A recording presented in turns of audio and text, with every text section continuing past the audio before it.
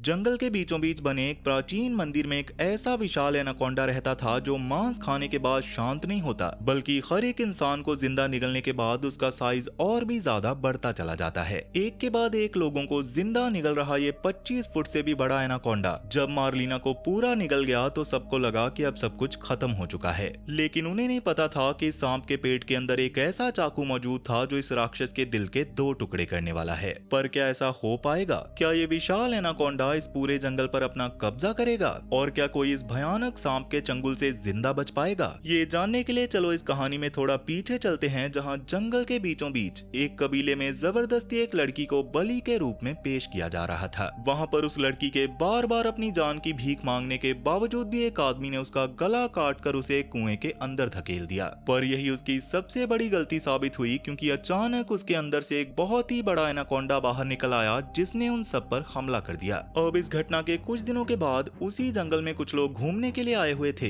ताकि वो लोग वहाँ के नेचर का मजा ले सकें, और वो सब लोग टेली नाम के गाइड की निगरानी में उस जगह को देख रहे थे। पर असल में वो सब लोग वहाँ पर सिर्फ नेचर को देखने नहीं, बल्कि उसके साथ वहाँ के आदिवासी कबीले के द्वारा बनाए गए मंदिरों की जांच करने भी आए थे, ताकि वहाँ की प्राचीन चीजों को इकट्ठा करके वो अपने म्यूजियम में रख सकें। लेकिन एक चीज वहाँ पर बहुत ही ज्यादा डरावनी थी कि आदिवासी कबीले के लोग उस मंदिर में लोगों की बलि चढ़ाया करते थे, और इसी वजह से मंदिरों की जांच करना उनके लिए बहुत ही ज्यादा खतरनाक हो सकता था। मगर टेली को अच्छे से पता था कि वो मंदिर कहाँ है, और इसी वजह से सब लोग उसके ऊपर ही सबसे ज्यादा भरोसा कर रहे थे। खैर, अब रात के अंधेरे में जब जोनस नाम का एक आदमी सबके सो जाने के बाद उनके टेंट के बाहर निगरानी रख रहा था, तो अचानक उसकी आंख लग गई, और उसी समय एक ग्रीन एनाकोंडा ने आकर उसके गले को पूरी तरह से जकड़ लिया, जिससे जोनस बहुत ही ज्यादा तड़पने लगा। और उस वक्त वो किसी से मदद मांगने की हालत में बिल्कुल भी नहीं था, लेकिन उसके पास उसकी गन पड़ी हुई थी जिसकी मदद से उसने एनाकोंडा को शूट कर दिया। तब गोलियों की आवाज सुनकर टेंट के अंदर के सभी लोग बाहर आ पहुंचे, जहां पर उन्होंने देखा कि जोनस ने एक एनाकोंडा को गोली मार दी थी और उसकी हालत भी कुछ ज्यादा अच्छी नहीं थी। लेकिन उस एनाकोंडा को देखकर मार्लिना नाम की लड़की को बहुत ही ज्यादा अजीब लगा, क्योंकि एनाकोंडा उस जंगल में होने ही नहीं चाहिए थे। तब इस बात को सुनकर टेली ने कहा कि मैंने सुना है इस जंगल के अंदर हम जिस मंदिर की जांच करने आए हैं उसके अंदर एक बहुत ही बड़ा एनाकोंडा रहता है, और हो सकता है ये एनाकोंडा उसी का बच्चा हो, पर मैं ये पक्के तौर पर नहीं कह सकता। मगर सबसे डरावनी बात ये थी कि अगर ये मरे हुए एनाकोंडा की ही लंबाई 25 फुट है तो आखिर उसके माँ बाप कितने लंबे होंगे। वहाँ पर मार्लिना ने जोनस को वापस घर जाने की सलाह दी, लेकिन जोनस उसका साथ देना नहीं चाहता था।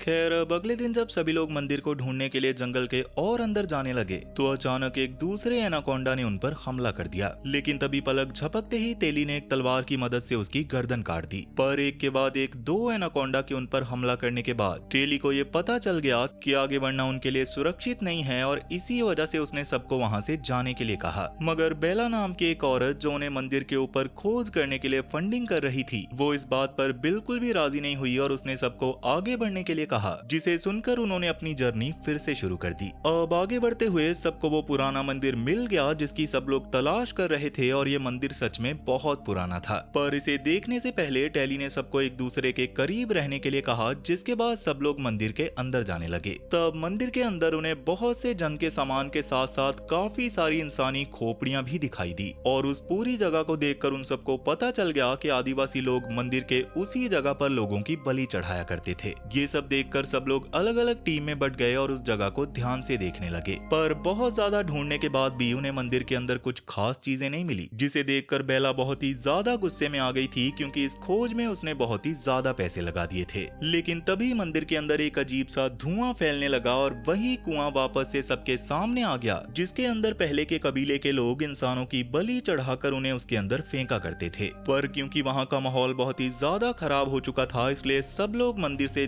जल्दी भागने लगे और किसी तरह से मंदिर से बाहर निकल गए, और अंदर के माहौल को देखकर अब किसी में भी वापस अंदर जाने की हिम्मत ही नहीं थी। खैर, अब रात के अंधेरे में सब लोग अपने अपने टेंट के अंदर जाकर सो गए, जबकि स्टीव नाम का आदमी बाहर सबकी निगरानी रखे हुए था। लेकिन तभी अचानक एक और एनाकोंडा ने उस पर हमला बोल दिया, और ये एनाकोंडा बाकी एनाकोंडा से बहुत ही ज्यादा बड़ा था। तब अपनी जान बचाने के लिए स्टीव ने अपनी गन की मदद से उसे शूट करने की कोशिश की, और गोलियां चलने की आवाज सुनकर सब लोग टेंट से बाहर आ निकले, लेकिन बाहर स्टीव कहीं भी नहीं था, इसलिए उन सब ने उसे ढूंढने का फैसला कर लिया। और तभी बेला ने रेस्क्यू टीम से मदद मांगने की कोशिश भी की, पर जंगल के अंदर सिग्नल ना होने के कारण वो रेस्क्यू टीम से कांटेक्ट नहीं कर पा रही थी।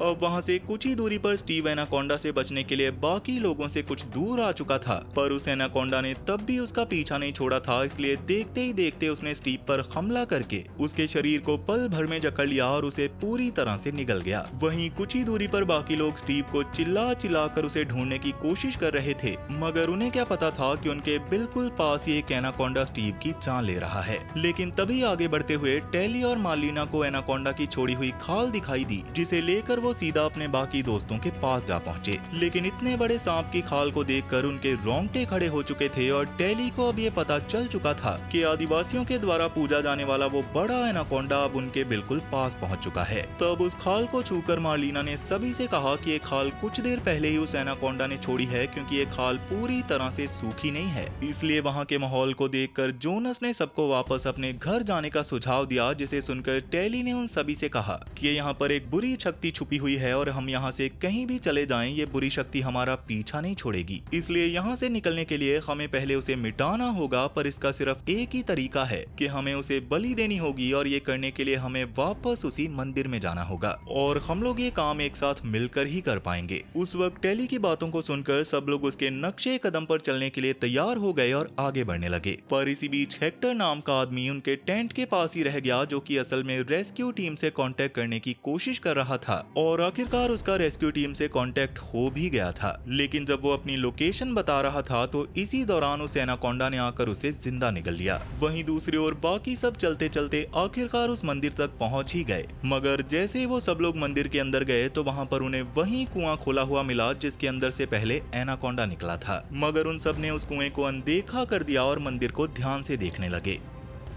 लेकिन तभी वहां पर एक भूकंप आने लगा, जिसके कारण जेस नाम की एक लड़की टेली और बेला के साथ एक गड्ढे में जा गिरी, और तभी मिट्टी में गड़ा हुआ एक भाला सीधा बेला के अंदर जा घुसा और पलक झपकते ही उसकी मौत हो गई, जिसे देखकर जेस ने चिल्लाकर बाहर खड़े बाकियों को इस चीज के बारे में बताया कि बेला की मौत हो चुकी है। लेकिन अब सबसे बड़ी परेशानी की बात ये थी कि जेस और टेली उस गड्ढे से बाहर नहीं निकल सकते थे, और इतनी ऊपर से नीचे गिरने के कारण उन्हें बहुत ज्यादा चोट भी आई थी। इसलिए टेली ने जेस को संभाला, जिसके बाद वो दोनों गड्ढे के नीचे बनी सुरंग की मदद से आगे बढ़ने लगे, मगर थोड़ी दूर जाते ही उन्हें अपने आगे का रास्ता बंद मिला। अब उस गड्ढे के बाहर जोनस, मार्लिना और एमी नाम की एक लड़की वहां से निकलने का कोई रास्ता ढूंढ रहे थे, पर तभी उन्हें अपनी ओर किसी चीज के तेजी से आने की आहट सुनाई दी, जो कि कोई और नहीं बल्कि वही विशाल एनाकोंडा था, जिसे देखकर वो तीनों वहां से भागने लगे। मगर हड़बड़ाहट की वजह से जोनस भागते हुए नीचे गिर गया, जिससे उसे बहुत ज्यादा चोटें आई, जिसे देखकर वो दोनों लड़कियां उसे बचाने के लिए वहीं पर रुकने लगी। पर जोनस ने उन्हें ये दिलासा देते हुए बाहर की ओर भेज दिया कि मैं जल्दी ही तुम लोगों तक पहुंच जाऊंगा। लेकिन जैसे वो दोनों जोनस से थोड़ा दूर हुई तो अचानक जोनस के सामने वही एनाकोंडा आ पहुंचा, और जोनस ने उस पर गोलियां चलानी शुरू कर दी, पर इससे उस एनाकोंडा को ज्यादा फर्क नहीं पड़ा। वहीं टेली और जेस उस सुरंग के आखिरी छोर पर फंस चुके थे, क्योंकि उनके आगे का रास्ता कुछ भालों की मदद से बंद किया गया था, पर उन्हें जल्दी से जल्दी वहां से बाहर निकलना होगा, क्योंकि वहां पर रहना बिल्कुल भी सुरक्षित नहीं था। तभी टेली को कुछ दूरी पर एक पत्थर के ऊपर कुछ निशान दिखाई दिए, जो कि प्राचीन कबीले के लोगों ने बनाए थे, जिसे देखकर टेली ने जेस से कहा कि उस पत्थर को दबाने से आगे वाला दरवाजा खुल सकता है, क्योंकि यहाँ पर कोई भी इंसानी कंकाल नहीं है, यानी कि यहाँ से निकलने का यही रास्ता होगा। और उसकी बात सुनकर वो दोनों पत्थर को दबाने की कोशिश करने लगे। लेकिन सबसे बड़ी दिक्कत की बात ये थी कि वो पत्थर बंद किए गए रास्ते के दूसरी ओर था, और इसी वजह से जेस उसे दूर से ही दबाने की कोशिश करने लगी। पर बहुत कोशिशों के बाद भी जब वो ये नहीं कर पाई तो जेस ने चिल्ला चिल्ला कर अपने बाकी दोस्तों से मदद मांगी, जिसे सुनकर टेली ने उसे कहा कि प्राचीन समय में इस मंदिर को एक जेल के तौर पर भी इस्तेमाल किया जाता था, जिसकी वजह से इसकी दीवारें बहुत ही ज्यादा मोटी हैं और यहाँ पर तुम्हारी आवाज कोई भी नहीं सुन सकता।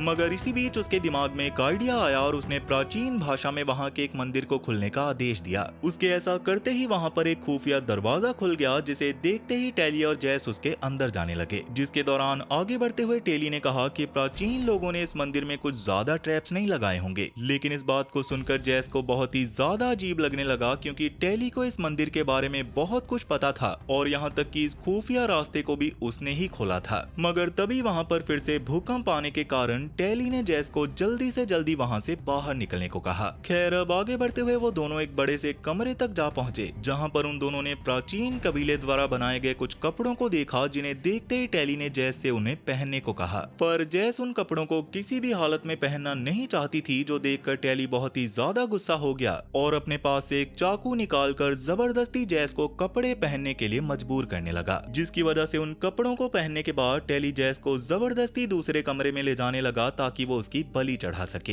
ये बात सुनकर जैस के तो मानो होश उड़ चुके थे और वो बार बार टेली से अपनी जान की भीख मांग रही थी। वहीं दूसरी ओर एमी और मार्लिना भागते हुए जोनस से बहुत दूर आ चुकी थी, लेकिन वो दोनों ऐसे ही जोनस को मरने के लिए नहीं छोड़ सकती थी और उसे बचाने के लिए उन्हें टेली और जैस की मदद की जरूरत थी, जिसकी वजह से उन दोनों को बचाने की कोशिश करते हुए वो दोनों उस जगह पर कुछ सुराग ढूंढने लगी, जिसके दौरान वो एक कमरे में आ पहुंचे जहां पर बहुत सी प्राचीन चीजों को रखा गया था, जिन्हें देखकर उन दोनों को पता चला कि बहुत सालों पहले कबीले के लोग एनाकोंडा को शांत करने के लिए उसी प्राचीन मंदिर में इंसानों की बलि चढ़ाया करते थे और आज भी ये सब कुछ एक कल्ट कर रही थी। पर सबसे बड़ी चौंकाने वाली बात उन्हें तब पता चली कि उस कल्ट का लीडर कोई और नहीं बल्कि टेली ही था। प्राचीन समय के हिसाब से इस मंदिर को सिर्फ और सिर्फ बलि देने के लिए नहीं, बल्कि किसी ऐसी चीज को कैद करने के लिए भी बनाया गया था जो अगर मंदिर से बाहर आ जाती तो इंसानियत के लिए बहुत ही ज्यादा खतरनाक साबित हो सकती थी। मगर अब वहाँ पर की गई उनकी जांच पड़ताल और हाल ही में आए भूकंप की वजह से एक ऐसा कुआं खुल चुका था, जिसके अंदर से वो भयानक चीज यानी कि वो विशाल एनाकोंडा बाहर निकल चुका था और प्राचीन टाइम के हिसाब से एनाकोंडा जितने भी इंसानों को खाएगा वो उतना ही बड़ा होता जाएगा और अब उस एनाकोंडा को रोकने का कोई भी तरीका नहीं था। तब प्राचीन चीजों को और भी अच्छे से देखने पर उन्हें मंदिर का एक नक्शा भी मिला, जिससे उन्होंने अंदाजा लगा लिया कि अभी वो दोनों कहां पर हैं और जैस टेली के साथ कहां पर हो सकती है। ये बात जानकर वो दोनों जैस और टेली की ओर जाने लगे, मगर तभी अचानक उनके सामने वही एनाकोंडा आ खड़ा हुआ, जिसे देखकर डरते हुए वो दोनों वहां से भागकर एक जगह पर छुप गए, जिसके कारण एनाकोंडा उन दोनों को देख नहीं पाया और वहां से आगे बढ़ने लगा। तो अब खतरा टलते ही मार्लिना और एमी वापस से जैस की ओर बढ़ने लगे, पर तभी एमी ने गलती से एक पत्थर के ऊपर पांव रख दिया, जिससे एक डर्ट सीधा उसके गले के अंदर घुस गया और उसके अंदर लगे जहर के कारण एमी का शरीर अब पूरी तरह से सुन्न हो चुका था। लेकिन उसे अच्छे से पता था कि अगर उसे बचाने के चक्कर में मार्लिना वहां पर ज्यादा देर तक रुकी तो वो भी अपनी जान गंवा देगी, इसलिए उसने मार्लिना को वहां से भागने के लिए कहा और कोई और रास्ता न होने की वजह से मार्लिना ने अपनी जान बचाने के लिए एमी को वहीं पर छोड़ दिया और खुद वहां से भाग निकली। मगर उसके जाते ही एनाकोंडा सीधा एमी के पास जा पहुंचा और उसे घसीटकर अपने साथ ले गया, जबकि मार्लिना दूर से सिर्फ उसकी चीखों की आवाज सुन रही थी। पर अब मार्लिना को जैस को ढूंढना था, इसलिए वो आगे बढ़ने लगी, जहां पर कुछ ही दूर जाने पर उसे कमरे से जैस के जोर जोर से चिल्लाने की आवाज सुनाई दी और ये सुनकर जैसे ही मार्लिना कमरे के अंदर गई तो वहां पर टेली जैस के गले को काटने के लिए पूरी तरह से तैयार था, जिसे देखते ही मार्लिना ने टेली पर हमला करके उसे दूर कर दिया और जैस की जान बचा ली। लेकिन मार्लिना के हमले की वजह से टेली के सर पर बहुत ज्यादा चोट आई थी और वो बेहोश हो चुका था और इसी मौके का फायदा उठाकर वो दोनों वहां से भाग गई। पर अब सबसे बड़ी मुसीबत वो एनाकोंडा था जो उनका पीछा कर रहा था और वहां से बचने के लिए उन्हें पहले उस एनाकोंडा को खत्म करना होगा। और तब प्राचीन दस्तावेजों को देखने पर मार्लिना को एनाकोंडा को मारने का एक तरीका मिला, जिसके मुताबिक टेली के पास रखे चाकू की मदद से एनाकोंडा के दिल पर वार करना होगा और उसी से उसकी मौत होगी। अब इस प्लान को कामयाब बनाने के लिए मार्लिना ने जैस को कुछ दूर जाकर आवाज करके एनाकोंडा का ध्यान भटकाने के लिए कहा, ताकि इस मौके का फायदा उठाकर वो खुद टेली से उसका चाकू ले सके। तब इस प्लान के मुताबिक जैस एक दूसरे कमरे में जाकर जोर जोर से चिल्लाने लगी ताकि एनाकोंडा उसकी ओर आए, और बिल्कुल ऐसा ही हुआ और वो एनाकोंडा सीधा जैस के पास जा पहुंचा, जिसे देखकर जैस वहां से भागने लगी और सीधा मंदिर से बाहर निकलकर जंगल की ओर चली गई। मगर तब भी उस एनाकोंडा ने उसका पीछा नहीं छोड़ा था। दूसरी ओर टेली के पास से मार्लिना को वो चाकू मिल चुका था, जिसे पाते ही वो मंदिर से बाहर निकल गई और तभी मंदिर का दरवाजा पूरी तरह से बंद हो गया। पर अभी उसे जैस को बचाना था, इसलिए वो तुरंत दौड़कर उसकी ओर जाने लगी। अब वहां से कुछ ही दूरी पर उस एनाकोंडा ने जैस को ढूंढ लिया और जब वो उसकी जान लेने वाला था तो अचानक वहां पर एक आदमी आ पहुंचा और एनाकोंडा के ऊपर गोलियां चलाने लगा, जिससे एनाकोंडा कुछ देर के लिए पीछे हट गया और इसी मौके का फायदा उठाकर वो आदमी जैस को लेकर वहां से दूर भाग गया। तभी जैस के पास मार्लिना आ पहुंची, जिसे देखते ही जैस की जान में जान आई। मगर उसके शांत होने से पहले ही एनाकोंडा ने आकर पलक झपकते ही मार्लिना को पूरी तरह से निगल लिया। ये नजारा देखकर जैस बहुत ही ज्यादा डर गई और वहां से कुछ दूर जा पहुंची। पर मार्लिना की मौत ने उसे पूरी तरह से तोड़ दिया था और इसी वजह से जैस फूट फूट कर रोने लगी।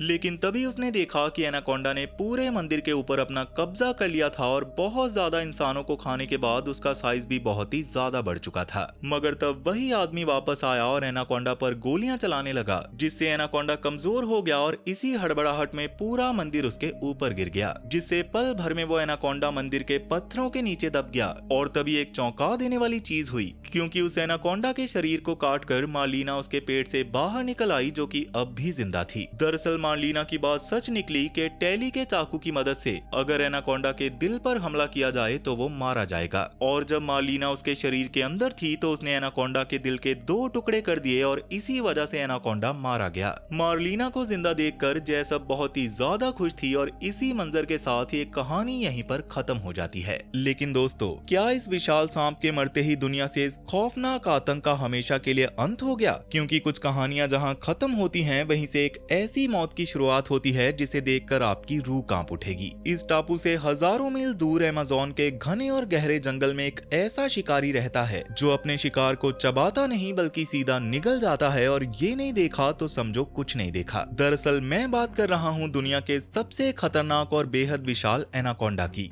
जिसके बारे में ऐसा माना जाता है कि जिसने भी उसका असली रूप देख लिया वो कभी जिंदा वापस नहीं लौट पाया। पर एक बार एक पूरी की पूरी टीम अमेज़न के अजीबों गरीब आदिवासियों पर फिल्म शूट करने के लिए खतरनाक सांपों से भरे इस जंगल में चली गई। और इस सफर के दौरान उनका सामना एक ऐसे नर्क से हो गया जहां एक विशाल एनाकोंडा राज करता है। ये सांप इतना ताकतवर है कि पल भर में इंसानों को अपनी मजबूत पकड़ में लेकर उनकी हड्डियां तक तोड़ देता है। तो क्या जंगल में गई हुई ये टीम इस विशाल एनाकोंडा का अगला शिकार बनने से खुद को बचा पाएगी, या फिर ये भयानक सांप उन्हें भी जिंदा निगल जाएगा? ये जानने के लिए जल्दी से स्क्रीन पर दिख रही राइट वाली वीडियो पर क्लिक करें और देखें रोंगटे खड़े कर देने वाली ये पूरी कहानी। और अगर कुछ और देखना चाहते हो तो लेफ्ट वाली वीडियो पर क्लिक कर लो।